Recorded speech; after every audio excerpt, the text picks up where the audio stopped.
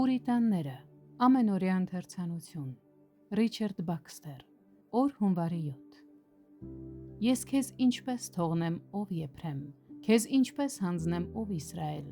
ես քեզ ինչպես ադմայի նման դարձնեմ, Սեբոյի մի պես անեմ, սիրտս գալարվում է իմ ներսում, բորբոքվում է կարեկցությունս, Ովսե 11:8 խոսք։ Աղաչում եմ ձեզ բոլորիդ, դուք, որ սիրում եք ձեր հոգիները, որ Աստծու և նրա խոսքի հետ վիճելու փոխարեն այս իսկ պահից խոնարհվեք նրա առաջ և կիրառեք նրա խոսքը ձեր բարու համար։ Բոլորդ, որ դեռ դարձի չեք եկել, ընդունեք սա որպես Աստծուն անվիճելի ճշմարտություն։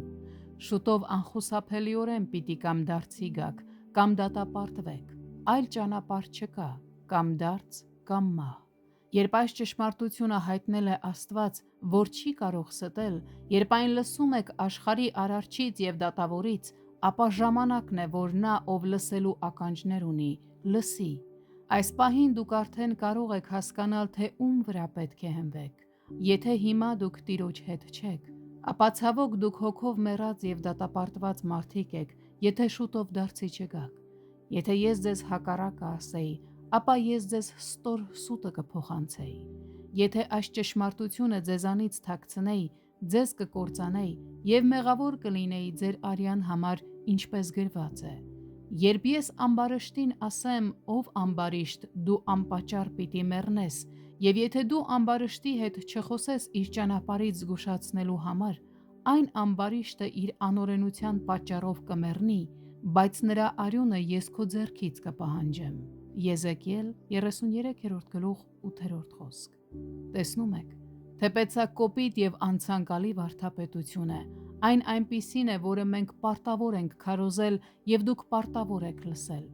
Ավելի հեշտ է լսել դժոխքի մասին, քան զգալ այն։ Եթե ձեր հոգևոր կարիքները դա չպահանջեին, մենք չէինք տանջի ձեր նուրբ ականջները այդքան դաժան ու տխուր թվացող ճշմարտություններով։ Դժոխքն այդքան լիքը չէր լինի, եթե միայն մարդիկ պատրաստ լինեին գիտակցել իրենց վիճակը և պատրաստ լինեին լսել ու խորհել դրա մասին։ Պատճառը, որ շատ քչերն են դրանից փրկվում, այն է, որ մեծամասնությունը ջանք չի թափում դարձի նեղ դռնով մտնել, գնալ սրբության նեղ ճանապարհով, քանի դեռ ժամանակ ունեն,